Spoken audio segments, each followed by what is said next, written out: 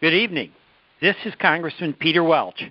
I want to welcome you to a telephone town hall meeting, and tonight we're going to discuss the growing budget deficit that this country faces. This could not have come at a better time. Just last week, President Obama's Bipartisan Fiscal Commission released its recommendations, which Congress will soon debate. And just last night, the President announced the deal he struck with Republican leadership to do some things that are going to have an impact on the deficit, extend tax cuts, among others, to the wealthiest Americans. It's a deal I happen to oppose because by adding literally $1 trillion to our national debt over the next 2 years, it's going to make our tough job of balancing the budget that much harder. And that's why I'm holding the town hall meeting tonight. What I want to do is I want to hear your ideas, your concerns, and your priorities as we begin here in Washington to debate this tremendously important issue. So if you'd like to participate at any time, press *3. That's *3, and then we will put you in the line in the queue to ask your question or share your comment. Now, before we begin, I want to explain the format of tonight's call. In just a few moments, I'm going to introduce David Walker, who is our special guest. He is one of the nation's great leaders in promoting fiscal reform. And this is not Democrat, it's not Republican, it's David Walker, our former Comptroller General of the United States.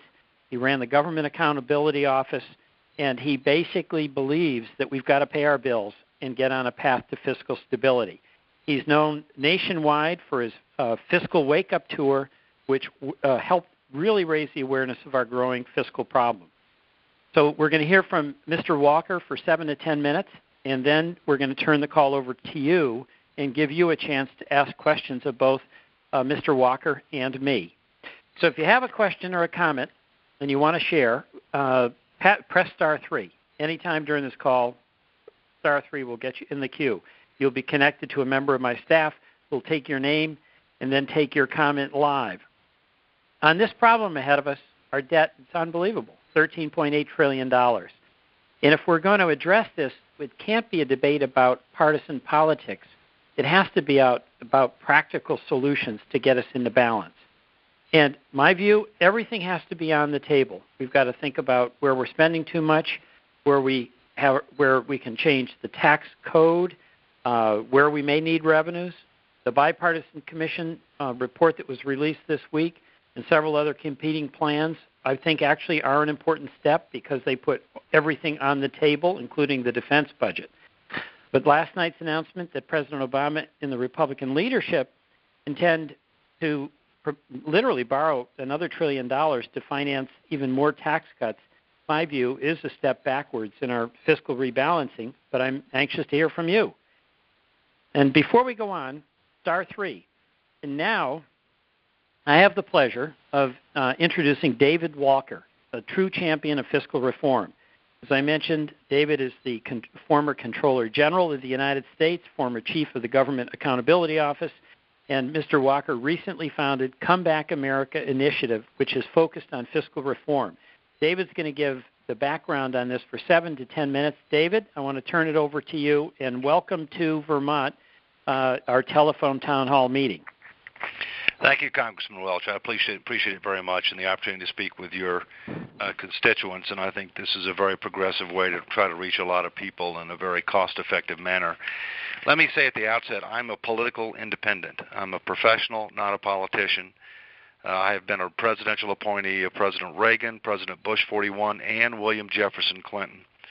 I'm just concerned with the facts, the truth, the tough choices, and to make sure that we start making some of these tough choices so that our collective future can be better than our past. Let me provide you some overview information before we get into the Q&A session. You know, the United States, in the last 30 years or so, lost its way and became addicted to conspicuous consumption, deficits, and debt. And it found its way and restored itself in the early 90s up until about 2002, when under President George Herbert Walker Bush, 41, and William Jefferson Clinton, they did three things in common. They broke campaign promises about taxes when they realized that they had made imprudent promises. They supported tough statutory budget controls that kept Congress from making additional promises when it couldn't afford the one it's already made and constrained spending. And they didn't expand entitlement programs, recognizing that that's the most difficult thing to change once you put it in place. So one Republican, one Democrat did three things in common. They paid a political price, but they did the right thing for America. Unfortunately, the statutory budget controls that they put in place expired in 2002, and we've been out of control ever since. And President George Walker Bush, 43, did the exact three opposite things that Bush 41 and Clinton did, and unfortunately so far President Obama is following in that path. The difference is President Obama can change course, whereas President Bush's term, 43's, is over. If you look, you'll see that for 200 years, this country did not run deficits and accumulate debt unless we were at war, we had a depression, a recession, or a serious national emergency. But as I said, we lost our way about 30 to 40 years ago. We've doubled debt, more than doubled debt in the last 10 years, and we're on a path to double it again within the next 10. If you look at our total debt as a percentage of the economy, federal, state, and local, according to the latest International Monetary Fund report, which came out in May of this year, at that time we were already in worse shape than Portugal, Spain, Ireland, and the United Kingdom. We were within 10 years of being where Greece was when they had their crises. But if you count the debt that we owe Social Security and Medicare, which I believe you should, because we're going to honor that debt, we're 3 years away from where Greece was. Now, we're not Greece, but then again, Greece was the cradle of democracy, the greatest civilization on earth, controlled most of the known world during Alexander's time, and they lost their way, and now they're just a shadow of themselves. It's important that we not do the same thing. You know, the United States has 62% of the world's global reserve currency, which means that we have more rope, but not unlimited rope. And we're not exempt from the laws of prudent finance. You cannot continue to spend more than you make at the rates that we are and mortgaging the future without at some point in time having a day of reckoning. We also have to recognize that we've gone from the largest creditor nation on earth, where we lent other people money, to where we're now the largest debtor nation on earth. About half of our public debt is held by foreign lenders, China, Japan, oil exporting nations, and others, which means that the interest payments go overseas to help them and reduce our ability to invest in home and increase their ability to invest overseas, further mortgaging our future and undercutting our competitive advantage. If you look at the recent commissions, the President's Commission on Fiscal Responsibility Reform, and there are others, they recognize that we are on an imprudent and unsustainable path, that there is a difference between the short-term deficit. Most of the short-term deficit is due to temporary factors. The threat to our future are the deficits that will exist once the economy is fully recovered, once unemployment's down, once the wars are over, and long after the crises have passed. And those are driven by demographics, the retirement of the baby boom generation, and basically slow workforce growth and population growth after that, combined with rising healthcare costs.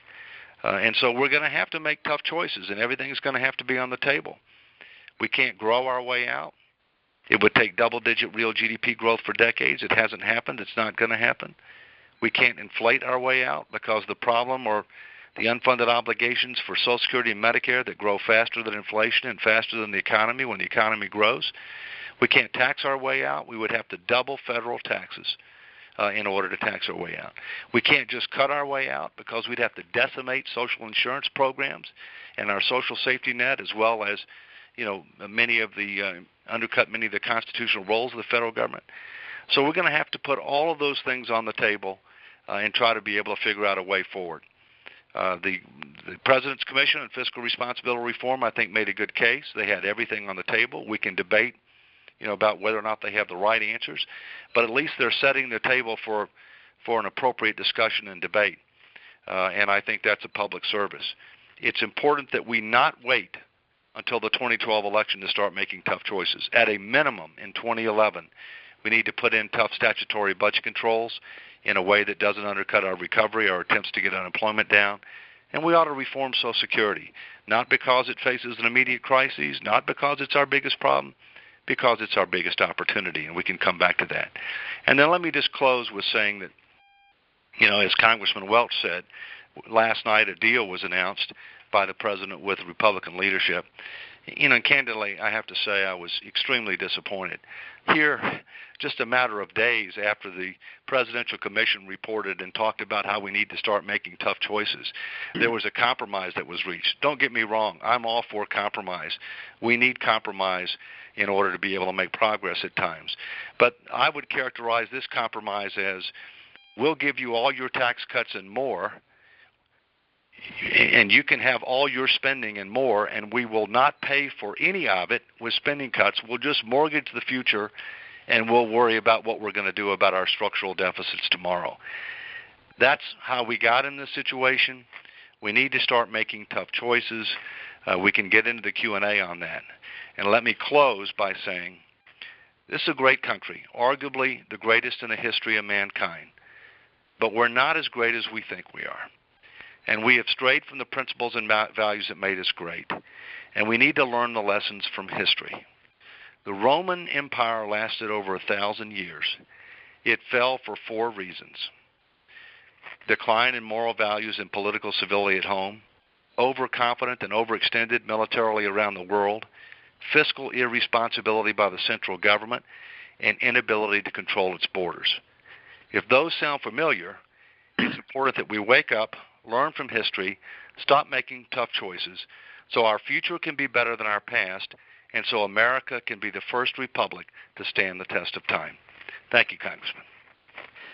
David, thank you, and to everybody on the call, you can, having had the opportunity to hear David, you can understand why he is a leader in the country on the urgency of getting our budget in balance. We're going to open it up now to questions or comments. And remember, hit *3, and you can talk to me or David Walker. And our first question is coming from Ken in Windsor, who's got something to say about cutting the defense budget. Ken, are you on the line? Yeah, I am. I'm here. Go ahead. I think we certainly need to. You got a lot of static, Ken. Yeah. We need to look at our defense budget in terms of defense spend. I think we spend way too much there. I think we need to get out of the war in Afghanistan. I couldn't agree with what David said more. I think he hit it right on the head, and I appreciate what you're doing. And this is a good opportunity for us to express to you how we feel. What can I do? What can I do? Well, you actually getting on the call, talking to your neighbors, that is what's really important, because you give us direction, those of us in Congress. But you're right about the defense budget, and the Fiscal Commission said we've got to bring down the defense budget. I mean, they were very candid and direct about that. Also, one of the things that I've been arguing is that if you are going to be in this long-term war, we're in Afghanistan now over 10 years. I mean, this is the longest. We're there longer than the Soviets. But that can't stay on the credit card. That has to be factored into the budget. And it then would require members of Congress to make tough decisions. It's not as though there is a free pass. David, do you want to weigh in on that? Yeah, let me weigh in on 2 things. First, unfortunately, we haven't been following the Constitution in a number of areas for a while, one of which is the fact that obviously you don't declare a war against al-Qaeda, which is not a sovereign nation. It's a group. On the other hand, when you invade a sovereign nation, no matter what the reason is, no matter how good or bad their leaders are, you should declare war. You should pay for it. We didn't do that in the case of Iraq or Afghanistan. And no matter what you think about those 2 conflicts, they will eventually end. But there's still a lot of waste in defense. I was on the Defense Business Board as an ex officio member for 8.5 years, and I can tell you that there's a tremendous amount of waste in defense, that we can cut the defense budget without compromising national security. I'm confident of that. Thank you, David. Our next question comes from Tom in Springfield with a question about oil company subsidies. Tom, go ahead. Yes, I believe we are in a society where we've let big business take over our government. Mr. Welch, you might remember me. I'm Tom Robinson from Eternal Flame Crematorium. Maybe not. But no, I remember Tom.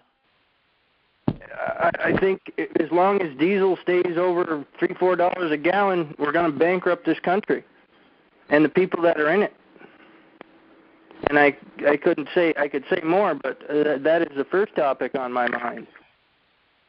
Well, you mentioned oil companies' subsidies. The price of oil has a lot of factors that goes into it, and the higher that price, the tougher it is, obviously, on Vermonters, particularly home heating fuel. But one of the topics that the Fiscal Commission addressed were what they call tax expenditures, and these are tax breaks. And we actually spend more on tax breaks than we appropriate in direct spending. And the Fiscal Commission, in my mind, quite rightly said, hey, we've got to kick the tires on every single one of these to see whether they stand the test of fiscal prudence. Oil companies are a good example. Last year they had profits of $67 billion, paid dividends of $37 billion, bought back stock worth $20 billion, but also received billions of dollars in subsidies from the taxpayers. I happen to think that taxpayer subsidies in certain circumstances are okay, but not for a mature and profitable industry. So this effort to get to fiscal balance has to include a real hard examination of the tax breaks that are cavalierly given out here in Washington. David, do you want to add anything on that? No, I agree with that. I mean, when you look at the tax preferences, deductions, exemptions, exclusions, credits, I mean, they represent backdoor spending. I mean, they're not part of the budget. They're not part of the appropriations bill. They're not in the financial statements. They're not reviewed and reauthorized periodically. Everything's got to be on the table, including those tax preferences. But frankly, in this country, we've got to conserve a lot more. I mean, we consume a lot more per capita than we should. We need to look at alternative energy sources. We need to look at distribution systems for those alternative energy sources. And if you think your fuel bills are high in Vermont, you ought to come down to Connecticut. Thank you. By the way, for folks who are just joining the call, I'm on, and our guest tonight is David Walker, who is the former head of the General Accounting Office and Controller General of the United States of America, and has a reputation as being one of the most eloquent and effective advocates for fiscal reform in the country. So that's who you're listening to. This is the first telephone town hall meeting on the budget that Mr. Walker has participated in. So I'm pretty proud that he joined us here in Vermont.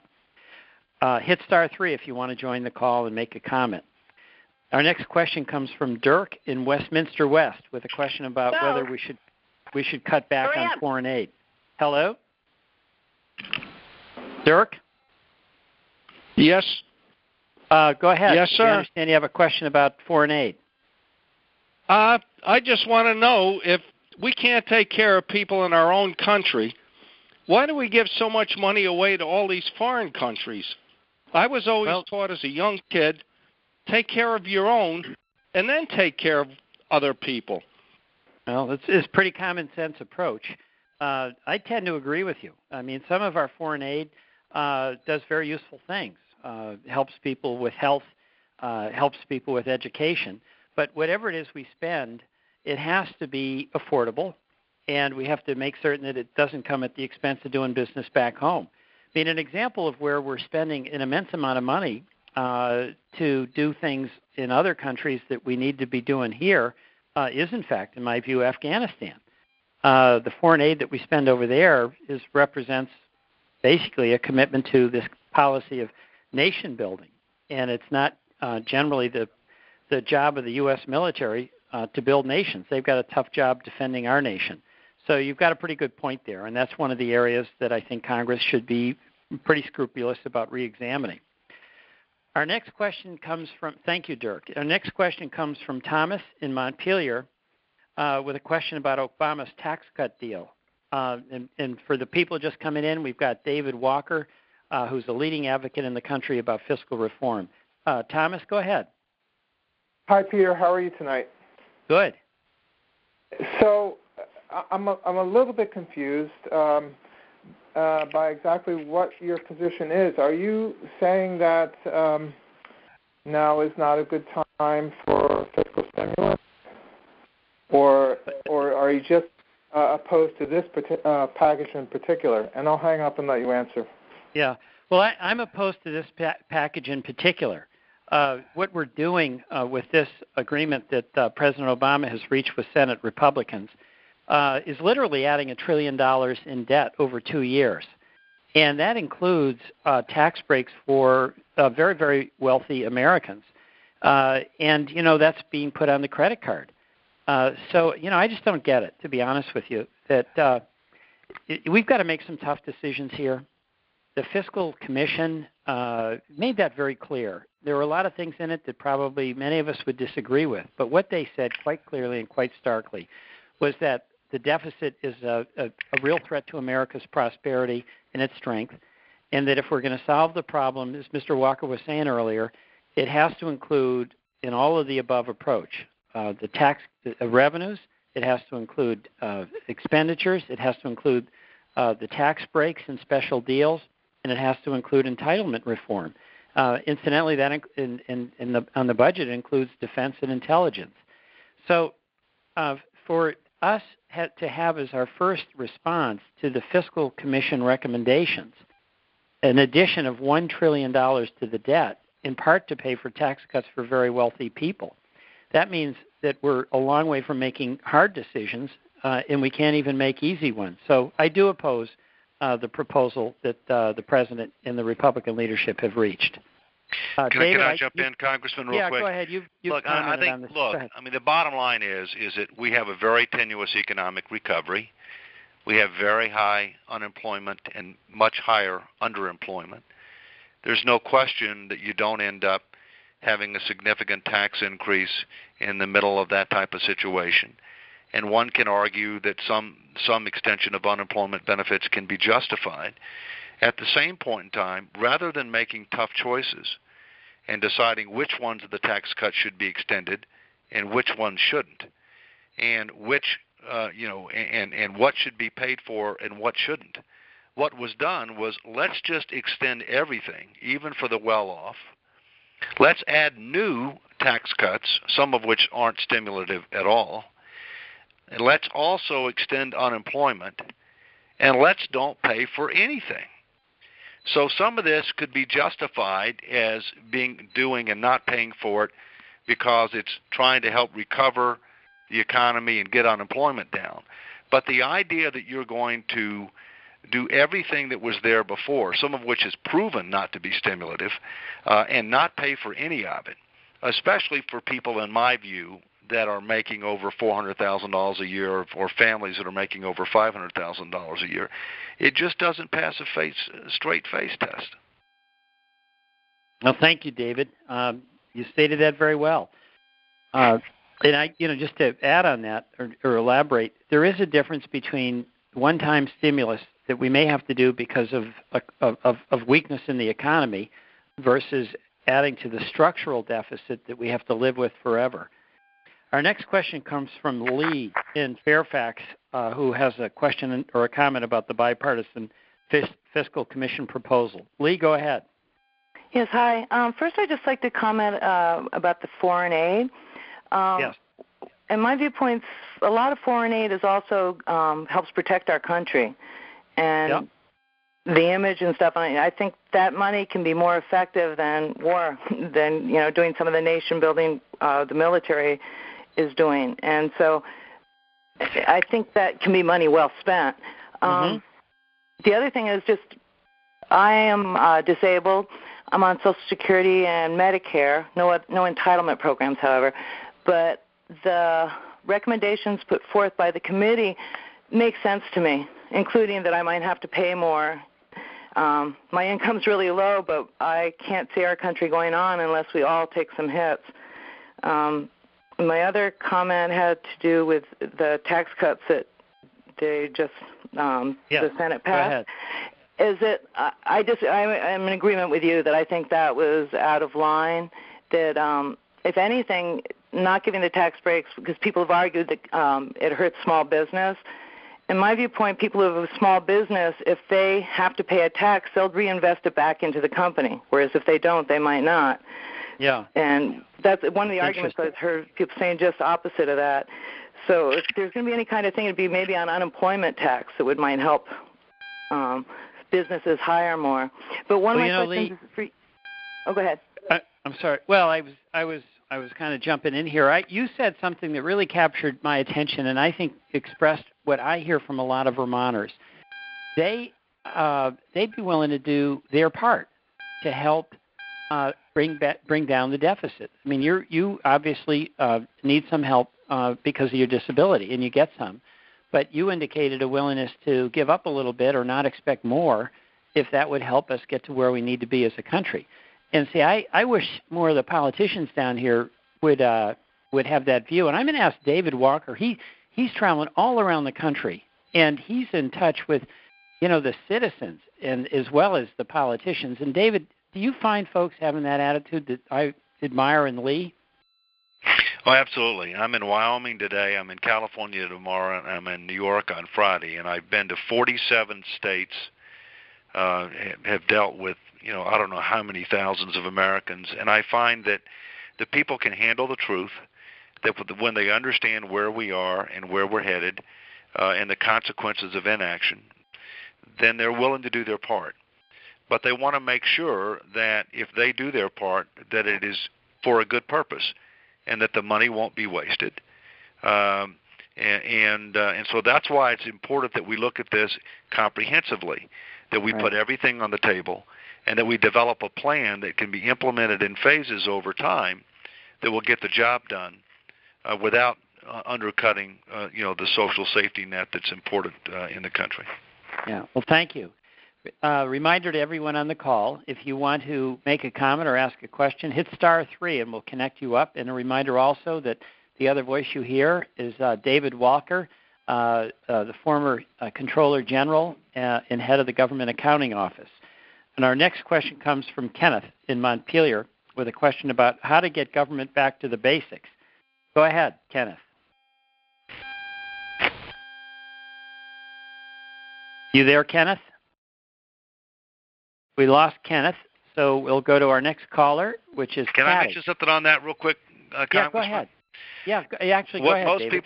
What most people don't realize is that all of the express and enumerated responsibilities envisioned by the Founding Fathers under the Constitution of the United States are in what's called discretionary spending, which is the only thing that Congress has control over each year. That has gone from 100% of the budget to 38% and declining. So we're tying our hands with required spending. Well, and it's also how the government has grown far beyond what the founders envisioned. Some for good reason, others not. Okay, let's take our next question from Patty in Wilmington with a question about breaking the partisan divide in the tax cut debate. Patty, go ahead. Yes, I was just wondering if, what do we do as citizens, to help change what's going on? I mean, we can talk to as many people as we can, but we just can't seem to make sense of everything. The man that you have on right now is making a lot of sense. David is really much more sense than I've heard from people in a long time. So, yeah, well, thank you. I don't really know. What do we do as citizens? Well, this is I hear that question a lot. In Vermont, we're pretty lucky because I served in Montpelier, and a couple of times we had deficits, and we had a Republican governor. I'm thinking back to Governor Snelling, and we had a Democratic House. When our speaker then was Ralph Wright, and one was a liberal Democrat and one was a pretty conservative Republican. We had a deficit, and they said, you know what? The only way out of this is for Vermonters to be all in. We've got to share a sacrifice. So the Democrats under Ralph Wright cut back on spending. They said, look, this is tough times. We can't afford it. We don't want to do it, but, that's what we got to do. And Governor Snelling said, you know what, we got to make revenues part of this. And he was a person who was very tight with the dollar and didn't like to raise taxes, but he said this is a situation that requires a short-term revenue increase. So what I've seen in Vermont that is lacking here in Washington is a willingness to see this challenge we face as a practical problem to be solved as opposed to a partisan fight to be won. And we've got to get that, in my view, Vermont sort of approach. Let's solve the problem down here. And I think that when David says we need a comprehensive solution, the reason I think that's so important is, we had an earlier caller, Lee, who's getting some governmental benefits. And she said, hey, I'd be willing to take less if that was part of, getting America to where it needs to be. And David, I don't know, you want to add anything on that? Yeah, let me jump in. First, as you probably know, Congressman, 49 of 50 states have either a constitutional or statutory requirement for a balanced budget. The only one that doesn't is Vermont. But right. Yet Vermont generally does a very good job with its own finances, in part because of the culture of Vermont, which does not exist in Washington. And as far as what can you do, first let me compliment all of you that are listening to this, because you're taking part, you're letting your voice be heard, you're becoming informed. But what you need to do is you need to let your voices be heard with all of your elected representatives. And candidly, what ends up needing to happen is the political price associated with doing nothing has to become higher than the political price of doing something, even though that something might involve some shared sacrifice in the short term for greater societal gain over time. Thank you. Our next question comes from Alton in Walcott with a question about where the Fiscal Commission recommendations hurt the middle class more than the wealthy. Alton, a lot of people have asked that. Good point. Go ahead.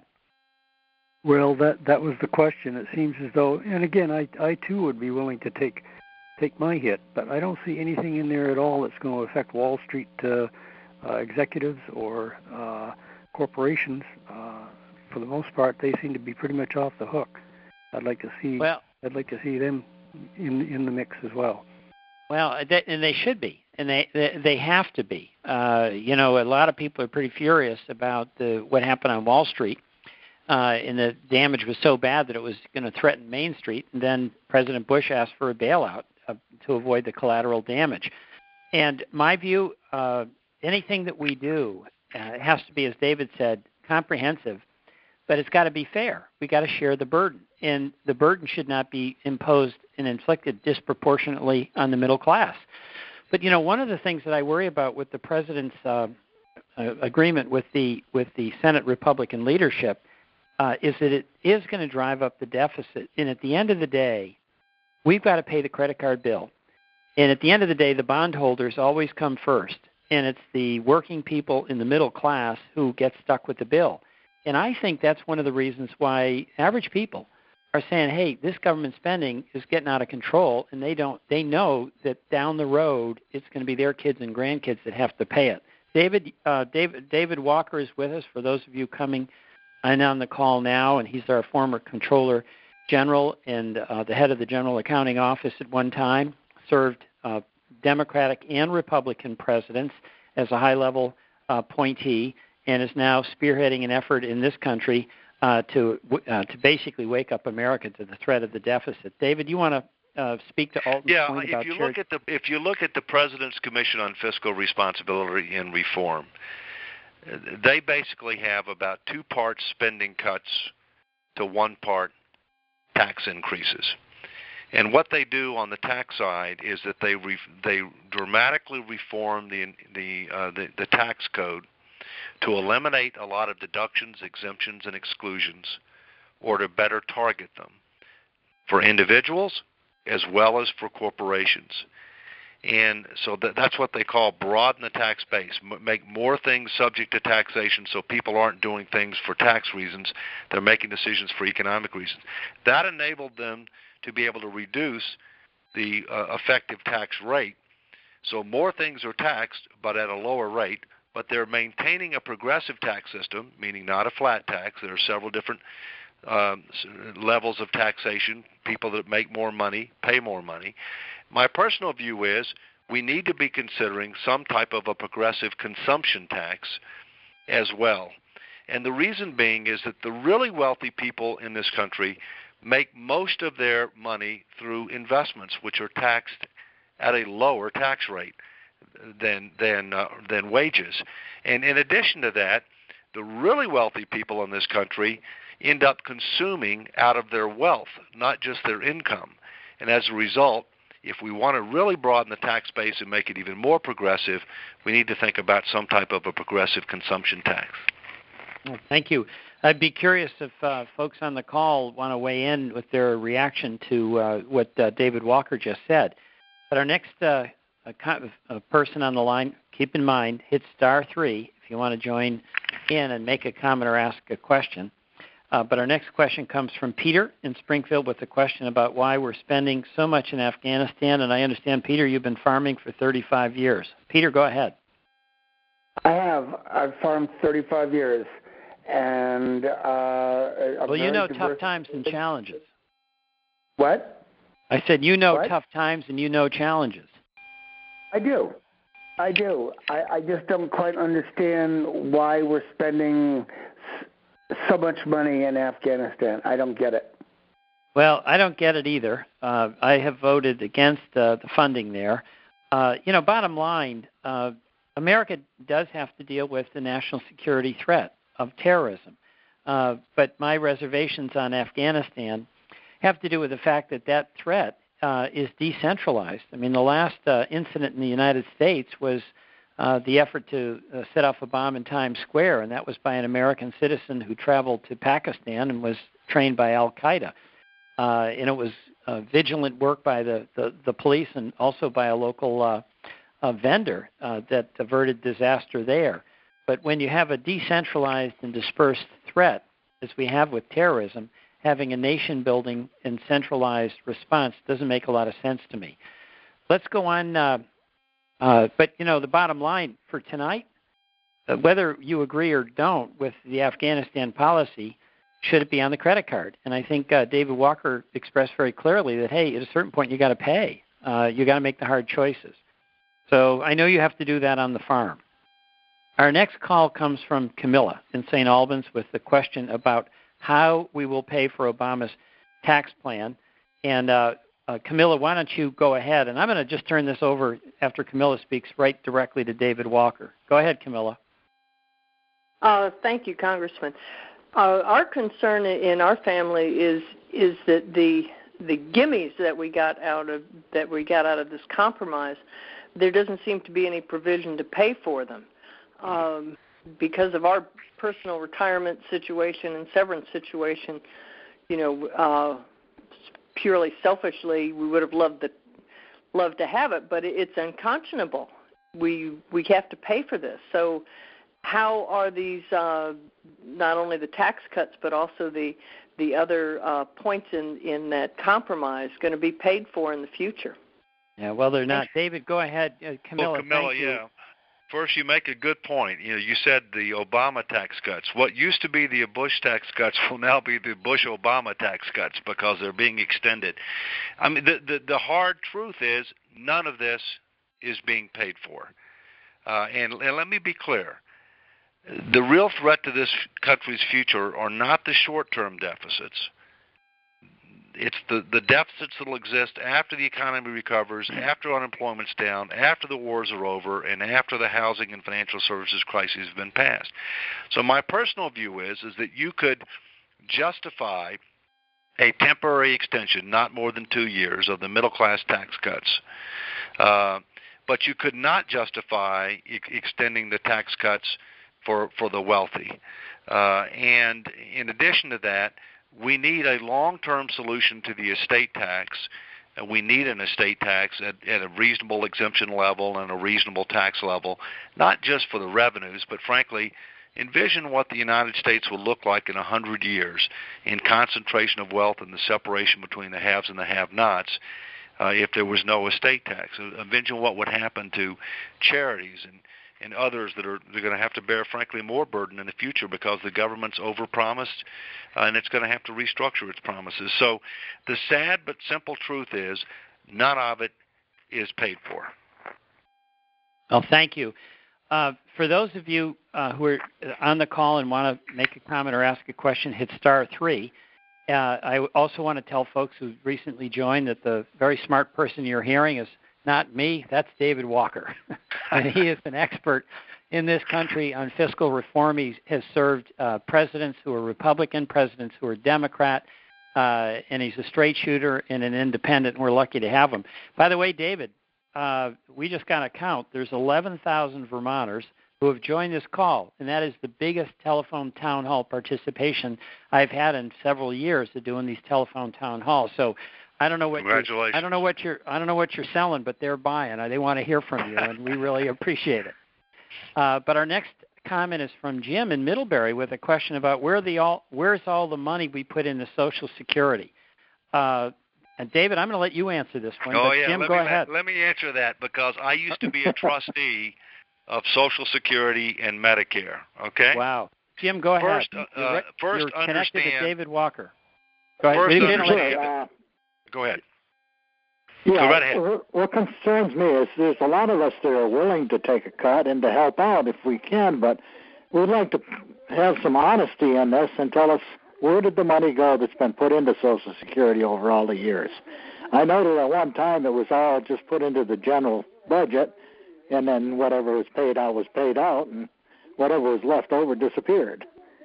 So, well, it's a great question. I'd like to hear somebody be honest with us and tell us how much money was taken in, and how much went out. Well, all right. I'll tell you the honest truth. Okay. First, I was a trustee for Social Security and Medicare from 1990 to 1995, and part of the problem that we have in government is that Washington uses certain words that don't mean the same thing as Webster's dictionary.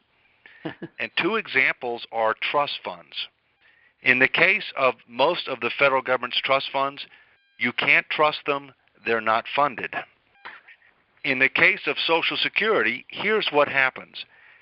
Unlike in the private sector, or even certain other aspects of government, in state and local government, where you have a trust fund, which is a separate and distinct legal entity, that real money goes into it, and that real money is invested in stocks, bonds, real estate, things that have tangible value that accumulate over time, hopefully, and can be sold or cashed in to be able to pay payments. That's not what happens with Social Security and Medicare. What happens with Social Security and Medicare is the revenues come in, and to the extent that there's any excess cash in any given year, the government takes it and spends it on other things, and it borrows it. It then puts in an IOU that cannot be sold to anybody else, that is backed by the full faith and credit of the United States government. It's guaranteed as to principal and interest. It will be honored. But in effect, it's, issuing itself an IOU. And therefore, when Social Security, as it is this year, for the first time since the reforms in 1983, when it starts paying out more than it's taking in, it has to start cashing in those bonds. And when you run in a deficit in the rest of government, what does that mean? We got to go to China, Japan, and all exporting nations and ask them for more money. Wow. And on that, David, in this tax plan that the President and the Senate Republican leaderships are proposing, there'll be a 2% reduction in your payroll tax. And I think that's going to cost about $120 billion, and we're going to have to borrow every cent of that to cover the cost. So, right, and I think what they're going to do, and correct me if I'm wrong, Congressman, but I think what they're going to do is we're going to have to borrow every dime. But what they're going to do is they're still going to put the 2% into the quote unquote trust fund, which we've already explained is not really a trust fund. But they're not going to end up not crediting the trust fund for that amount. They're just going to end up taking money out of the general fund, which is going to have to be borrowed. So, again, just another example of, building up the burdens for our kids and our grandkids. Okay. For folks coming on the call, we've had 11,000 people on the call. Hit *3 if you want to speak to me or to David Walker or make a comment or ask a question. David Walker, as I mentioned, served 3 presidents, and he is really a leader in this country on the issue of fiscal reform and getting our budget in balance. Our next question comes from Yolanda in St. Albans with a question about whether cutting taxes for the wealthy really helps the economy. Yolanda, go ahead. Yes, this isn't my own statement. I've been talking about this situation that's current with a friend of mine who is very Republican, and she's the one who made the statement that historically cutting taxes on the wealthy leads to prosperity, because her argument is, or what she's heard, I don't know who's promoting this, is that they will then invest in businesses and corporations and so on. That helps get the ball rolling and the economy will be fine. And I wanted to get the lowdown on that. Well, I'm going to let David Walker answer, but I'm going to make a comment. I disagree with that when you have to put the cost of that tax cut on the credit card. You know, if we extended the Bush tax cuts for folks over $250,000, and, you know, that number is not hard and fast, but if it was over that amount, it would cost about $750 billion over 10 years. And we'd have to borrow that money in order to pay for it. So that doesn't make a lot of sense to me. But, David, why don't you speak to Yolanda's question about the economics of this? Well, your friend was giving you the talking points, okay? Here's the difficulty. Not all tax cuts stimulate the economy. Very, very few tax cuts pay for themselves. And let me clarify what I mean by that. By pay for themselves, that means that you generate more revenues after you cut the taxes than you would have had you not cut the taxes. The only two that have been proven to do that are dramatic reductions in marginal tax rates. I'm talking about dramatic, like we had during John F. Kennedy's time, or dramatic reductions in tariffs. Well, frankly, we're talking about going from 35% to 39.6%. I hardly call that dramatic, okay, for the well-off. And we now have, a free trade in many circumstances. So tariffs are now a very small part of what we do. And so I think that is a flawed assertion because we're not talking about enough of a difference to really have the adverse economic impact that people claim. Thank you on that, David. And, I'm going to say something, too. The debate down here sometimes gets, frankly, kind of makes you scratch your head. Because the folks who think tax cuts are the way to prosperity basically almost take an extreme position that if you abolish taxes, we'd all be wealthy. And sometimes the Democrats get too caught up in defending any and every spending program, thinking that that's the way that we can do it. And obviously, both extremes don't work. There's got to be some willingness to come together and make reasonable and practical judgments like you do in your family budget. Our next question, by the way, hit *3 if you want to make a comment or ask a question of David Walker or me. And our next question comes from Terry in Derby with a question about defense spending. Terry, go ahead. Yes, good evening, Peter. Thank you for holding this. My question is for David Walker, because a statement that he made regarding the General Accounting Office says that there's a lot of waste in the military. My question is how do you identify that waste prior to them spending it, and so that it's eliminated? I guess that's always been a real concern. I mean, you hear stories about things that cost way too much money, and that they spent way too much money for a certain item, and it's just allowed without any oversight. So, could you please answer that? Well, first, unfortunately, there's not a line item in the Defense Department budget, or frankly any government agency's budget, that says waste that you can just kind of do a line item veto and get rid of. My comment with regard to the Defense Department is, based on being the Comptroller General of the United States for 10 years, which is the Auditor General, and all the great work that the Government Accountability Office, GAO, does, and my 8.5 years ex officio on the Defense Business Board, it was very clear to me several things. First, that what we are buying with regard to weapon systems is in many cases not based upon current and future threats, but past threats. Secondly, that our acquisition and contracting practices have a number of fundamental flaws that result in tens of billions of dollars of waste each year. By waste, I mean the taxpayers as a whole don't receive reasonable value for money for what's spent. We don't do competition enough with regard to our contracts. We don't have appropriate balancing of risk and incentives between the contractor and the government. In addition to that, we still have way too many bases, both overseas and domestically. And believe it or not, the all-volunteer force is probably not affordable and sustainable. The average annual compensation, current and deferred compensation, cash plus benefits, for a member of the active duty military of average rank is 2.5 times median household income in America, and going up rapidly, whereas median household income is not. Thank you, David. Our next question comes from Lloyd, and this may be the last one. And David, I'm going to have you answer it. Lloyd from Whitingham with a question about what, David, you would do to solve the fiscal problem. Lloyd, go ahead. For one thing, I agree with all 4 points that he brought up. If he has the answers for those 4 points, I'd vote for him for president. And I've got a job. On the other hand, the overseas spending would set us back and put us into the black again. I was over there for several years.